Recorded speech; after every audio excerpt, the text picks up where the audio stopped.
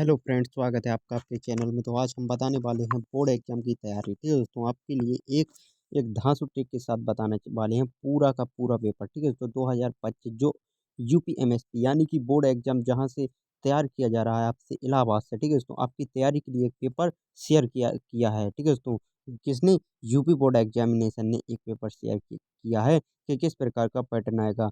तो वो हम आपको नागरिक शास्त्र के साथ बताने वाले हैं। बस आपसे आशा है कि वीडियो को अंत तक देखें और अपने दोस्तों के साथ शेयर करें, ताकि आपको इस अति महत्वपूर्ण जानकारी के बारे में अच्छे से अच्छे पता चले। ठीक है दोस्तों, तो बस देखते हैं क्या है वीडियो में। ठीक है दोस्तों, बस को आपको एंड तक वीडियो देखना है और अपने दोस्तों के साथ शेयर करना है। ठीक है दोस्तों, तो सबसे पहले देखते हैं जैसा कि हर पेपर में दिया जाता है, आपको निर्देश दिया जाएगा कि 3 घंटे 15 मिनट का पेपर है। ठीक है दोस्तों, इसमें आपको 15 मिनट पढ़ने के लिए दिया जाएगा। ठीक है दोस्तों, इसको आपको कुल प्रश्न आपको ये बताया गया है कि बहुविकल्पी आपके 10 दिए जाएंगे, लघु उत्तरीय प्रश्न आपको 10 दिए जाएंगे। ठीक है दोस्तों, तो इसी प्रकार से आपके ये सारे पैटर्न बताए गए हैं जो आपको बोर्ड एग्जामिनेशन के द्वारा बताया गया है। ठीक है दोस्तों, इसमें आपके अंक भी निर्धारित किए गए हैं कि कौन से अंक कितने क्वेश्चन का आएगा और कितने नंबर में आपको लिखना है। ठीक है दोस्तों, तो सबसे पहले देखते हैं अति लघु उत्तरीय प्रश्न को आपको 10 अक्षरों में ज़्यादा से ज़्यादा लिखना है। ठीक है दोस्तों, और लघु उत्तरीय प्रश्न को आपको ज़्यादा से ज़्यादा 50 शब्दों में लिखना है, ज़्यादा से ज़्यादा। ठीक है दोस्तों, और आपको लघु उत्तरीय प्रश्न दूसरे दूसरे लेवल का। ठीक है दोस्तों, इसको आपको 100 से 150 शब्दों में यानी कि 120 शब्दों में ही लिखना है। ठीक है दोस्तों, जो आपका दीर्घकालीन क्वेश्चन है यानी कि दीर्घ उत्तरीय प्रश्न है, इसको आपको ज़्यादा से ज़्यादा कितने शब्दों में? 250 शब्दों में आंसर देना है। ठीक है दोस्तों, बस आपको वीडियो को अंत तक देखना है। हम आपको विथ आंसर के साथ यानी कि किस प्रकार से कॉपी को आपको बोर्ड एग्जाम में लिखना है आपको बताएंगे दोस्तों। बस आपको वीडियो को अंत तक देखना है और बस। ठीक है दोस्तों, सबसे पहले देखते हैं कि 1968 में भारत ने निम्नलिखित में से किस संधि को इनकार कर दिया, यानी कि किस संधि को मानने से इनकार कर दिया। जैसा कि आप जानते हो कि आपने पढ़ा होगा, यह संधि थी एन एनपीटी। ठीक है दोस्तों, एनपीटी ऐसी संधि थी जिसे भारत ने मना कर दिया था, क्योंकि भारत परमाणु संपन्न राष्ट्र नहीं था, जबकि वह होना चाहता था। इस संधि के अंतर्गत ये कहा गया था कि जितने दो देश हो चुके हैं परमाणु संपन्न, तो बस, नहीं तो अब आगे जो और कोई नहीं हो पाएगा। बस दोस्तों, इसमें केवल इतना ही है कि भारत ने इनकार कर दिया, नहीं भाई हमें भी परमाणु संपन्न होना है। अब देखते हैं क्वेश्चन नंबर दूसरा, वैश्वीकरण किस प्रकार की अवधारणा है। ठीक है दोस्तों, वैश्वीकरण आप जैसा कि जानते हो विकास से संबंधित है। ठीक है दोस्तों, विकास से संबंधित इसका राइट आंसर होगा दोस्तों आर्थिक। ठीक है दोस्तों, आर्थिक प्रणाली से संबंधित है, यानी कि वैश्वीकरण किस प्रकार की अवधारणा है? तो ये आर्थिक अवधारणा है। ठीक है तो देखते हैं अगला क्वेश्चन, निम्नलिखित में से कौन सा कथन वायुमंडल के संदर्भ में सही है। ठीक है दोस्तों, वायुमंडल के संदर्भ में कौन सा कथन सही है दोस्तों? तो इसका राइट आंसर जो हमारे पास होगा, यह क्या है दोस्तों? ओजोन में जो कमी होती जा रही है। ठीक है दोस्तों, इसमें पहला ऑप्शन है ओजोन गैस की मात्रा बढ़ रही है। नहीं भाई, ये गलत है, ओजोन मात्रा घट रही है, यानी कि ओजोन गैस की मात्रा क्या हो रही है? घट रही हुई, ये हमारा राइट आंसर है। ठीक है दोस्तों, और देखते हैं चौथा क्वेश्चन। ठीक है दोस्तों, चौथा क्वेश्चन में हमसे पूछा जा रहा है शॉक थेरेपी क्या है। ठीक है, तो शॉक थेरेपी, जैसा कि हमारे पास सामने नीचे ही क्वेश्चन आ चुका है दोस्तों, शॉक थेरेपी का मतलब होता है आघात पहुंचाकर उपचार। ठीक है दोस्तों, तो अगला क्वेश्चन देखते हैं बीएसएफ का पूरा नाम। ठीक है दोस्तों, बीएसएफ का पूरा नाम, जैसा कि आप देख सकते हो दोस्तों, बीएसएफ का पूरा नाम होता है वर्ल्ड सिक्योरिटी फॉर्म। ठीक है दोस्तों, वर्ल्ड सिक्योरिटी फॉर्म इसका राइट आंसर होगा। ठीक है दोस्तों, अब देखते हैं छठवां क्वेश्चन। ठीक है दोस्तों, छठवां क्वेश्चन क्या है हमारे पास? राज्य पुनर्गठन आयोग अधिनियम कब पास हुआ? ठीक है दोस्तों, यह पिछली साल यानी कि सन 2024 में यह क्वेश्चन आ चुका है दोस्तों, क्योंकि यह बहुत मोस्ट इंपॉर्टेंट प्रश्न है जो कि 4 से 6 बार बोर्ड एग्जाम में आ चुका है। इसका राइट आंसर आपके पास है 1956। ठीक है दोस्तों, इसका राइट आंसर 1956 है। अब देखते हैं इसकी अगला क्वेश्चन यानी कि अगला आंसर के साथ। अब देखते हैं केंद्रीय सांख्यिकी संस्थान की स्थापना किसने की थी। ठीक है दोस्तों, यह केंद्रीय सांख्यिकी संस्थान की स्थापना किसने की थी? आपको ये क्वेश्चन नया लग रहा होगा, लेकिन आपको बता दें कि ये बोर्ड एग्जाम द्वारा दिया गया क्वेश्चन, इसलिए आपको देखना इसे बहुत जरूरी है। तो इसका राइट आंसर होगा पीसी मल्हार नोबिस। ठीक है दोस्तों, इसका राइट आंसर जो आपको बता दें पीसी, ठीक है दोस्तों, पीसी मल्हार महालनोबिस। ठीक है दोस्तों, इसको आपको अच्छी तरह से याद करके जाना है, क्योंकि ये बोर्ड एग्जाम में आ सकता है दोस्तों, क्योंकि बोर्ड एग्जाम द्वारा ही ये पेपर दिया गया है। ठीक है दोस्तों, आप देखते हैं अगला क्वेश्चन।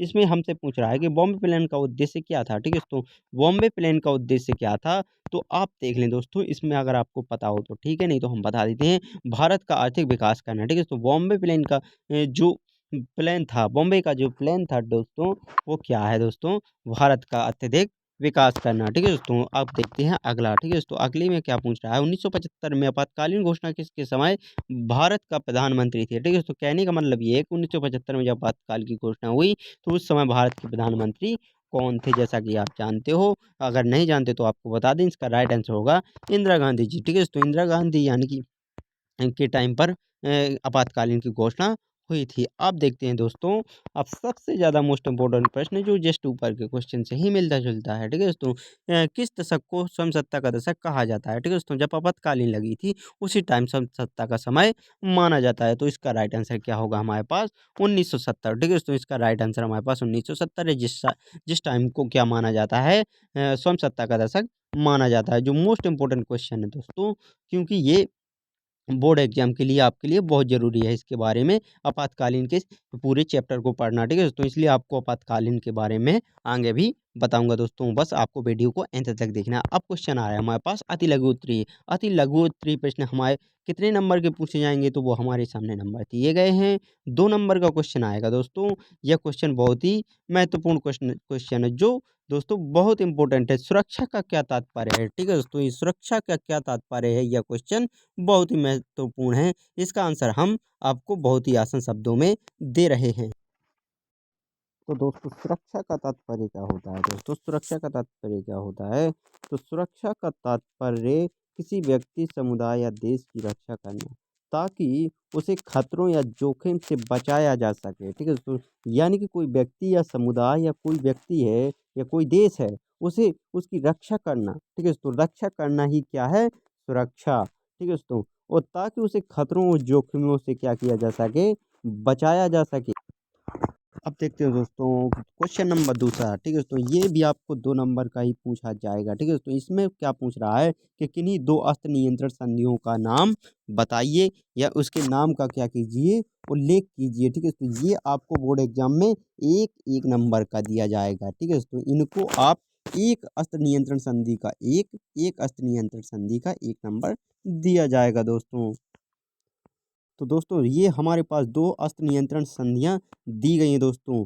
ये दोनों दोस्तों अस्त्र नियंत्रण संधियां हैं, जो आपके बोर्ड एग्जाम के लिए बहुत महत्वपूर्ण है। ये हर साल किसी न किसी रूप से आपके बोर्ड एग्जाम में आती हैं। ठीक है दोस्तों, यह आप इनको बड़े विस्तार से भी आप देख लीजिए, या इन पर हम वीडियो बना देंगे दोस्तों। पहली क्या है हमारे पास, NPT। ठीक है दोस्तों, न्यूक्लियर नॉन पॉलीफेरेंस टीटी। ठीक है दोस्तों, और दूसरी जो संधि है हमारे पास, CTBT, यानी कि ठीक है दोस्तों, ये 2 संधियां आपके क्या हैं, अस्त्र नियंत्रण के लिए लगाई गई थी।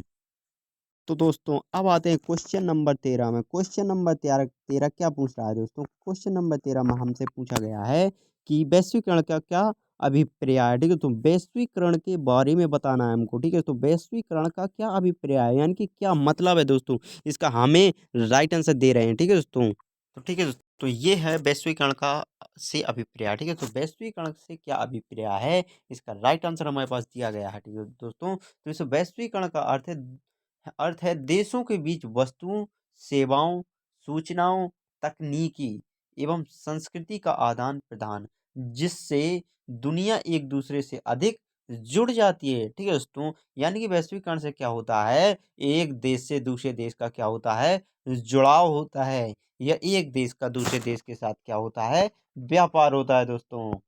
तो दोस्तों, क्वेश्चन नंबर 14 हमारे पास दिया गया है कि पृथ्वी सम्मेलन किस समस्या को, ठीक है दोस्तों, पृथ्वी सम्मेलन के बारे में क्वेश्चन आया है कि पृथ्वी सम्मेलन किस समस्या को लेकर आयोजित किया गया था। यानी कि यह जो समस्या है, यह पृथ्वी सम्मेलन क्यों किया गया था, इसकी समस्या का समाधान। ठीक है दोस्तों, किस समस्या के लिए यह सम्मेलन किया गया था। ठीक है दोस्तों, इसका आंसर देखते हैं दोस्तों। तो इसका राइट आंसर दिया गया है दोस्तों कि पृथ्वी सम्मेलन 1992 में आयोजित किया गया था। इसका उद्देश्य क्या था दोस्तों? इसका उद्देश्य था पर्यावरणीय समस्याएँ, ठीक है? तो पर्यावरण में जो समस्याएँ हैं, उन पर वैश्विक समझौते और समाधान पर चर्चा करना था। यानी कि वैश्वीकरण सॉरी, ये जो पृथ्वी सम्मेलन है ये किस चीज़ से संबंधित है दोस्तों? ये पर्यावरणीय समस्याओं से क्या है? संबंधित है दोस्तों। अब देखते हैं दोस्तों अगला क्वेश्चन, जो क्वेश्चन हमारे पास दिया गया है, साझी संपदा क्या है? क्वेश्चन नंबर 15 में क्या पूछ रहा है कि साझी संपदा क्या है? इसका अर्थ है, यानी कि साझी संपदा का क्या अर्थ है दोस्तों? इसका क्वेश्चन देखते हैं, इस क्वेश्चन का आंसर देखते हैं दोस्तों। ठीक है दोस्तों, इसका बिल्कुल इजी आंसर है। ठीक है दोस्तों, बिल्कुल एक बार ही देखने में आपको याद हो जाएगा दोस्तों। तो इसका राइट आंसर हमारे पास दिया गया है दोस्तों, बिल्कुल इजी। ठीक है दोस्तों, बिल्कुल साधारण भाषा में, ठीक है दोस्तों, जो आपको एक बार में ही समझ में आ जाएगा दोस्तों। वो क्या है? साझी संपदा क्या है? प्राकृतिक संसाधनों का साझा, यानी कि सबके साथ।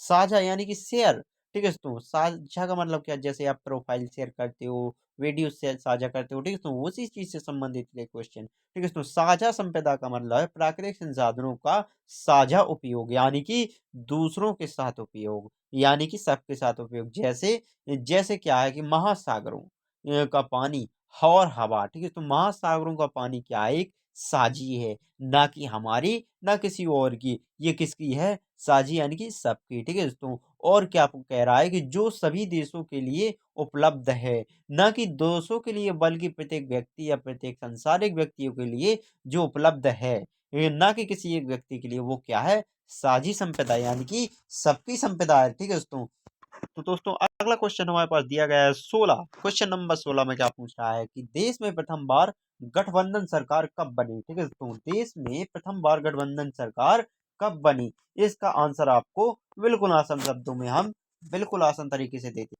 तो दोस्तों इसका राइट आंसर हमारे पास दिया गया है दोस्तों, बिल्कुल सरल। ठीक है दोस्तों, यह क्वेश्चन का आंसर हमारे पास दिया गया है, भारत में पहली बार गठबंधन सरकार 1977 में बनी। ठीक है दोस्तों, यह किसके नेतृत्व में बनी? यह मोरारजी देसाई के नेतृत्व। तो अगला क्वेश्चन दिया गया है हमारे पास क्वेश्चन नंबर 17। ठीक है, तो क्वेश्चन नंबर 17 में क्या पूछना है? सैंडी गेट से क्या अभिप्राय है? यानी कि सैंडी गेट से क्या मतलब है या क्या अभिप्राय है? तो दोस्तों इसका राइट आंसर हमारे पास दिया गया है दोस्तों, बिल्कुल आसान। सिंडिकेट कुछ प्रभावशाली लोगों का समूह है जो किसी विशेष क्षेत्र या कार्य में अपनी ताकत का उपयोग करते हैं, यानी कि यह किसी एक विशेष वर्ग के बारे में बात की गई है। ठीक है, तो यह एक कैसा है? प्रभावशाली लोगों का क्या है? समूह है। तो दोस्तों अगला क्वेश्चन हमारे पास दिया गया है कि देश में विभाजन, क्वेश्चन नंबर 18 में दिया गया है, देश के विभाजन में प्रभावित होने वाले दो राज्यों के नाम लिखिए। ठीक है, तो ये पूछ रहा है कि देश में जब विभाजन हुआ था, जब कौन से दो राज्य प्रभावित हुए थे? जैसा कि हम जानते हैं दोस्तों, पहला जो है हमारे पास पंजाब, और दूसरा है हमारे पास क्या दोस्तों? यह है बंगाल। ठीक है, तो बंगाल का विभाजन हुआ था कैसा? एक जाति के मामले में। ठीक है, तो हिंदू मुस्लिम के मामले में बांग्लादेश में और पंजाब में विभाजन हुआ था। ठीक है, तो अब देखते हैं क्वेश्चन नंबर 19, अल्प सरकार किसे कहते हैं? ठीक है, तो अल्प सरकार किसे कहते हैं? तो दोस्तों इसका राइट आंसर हमारे पास दिया गया है दोस्तों, अल्पमत सरकार एक ऐसी सरकार होती है। ठीक है, तो कैसी सरकार होती है? ऐसी सरकार जिसमें निर्वाचन पार्टी के पास कुछ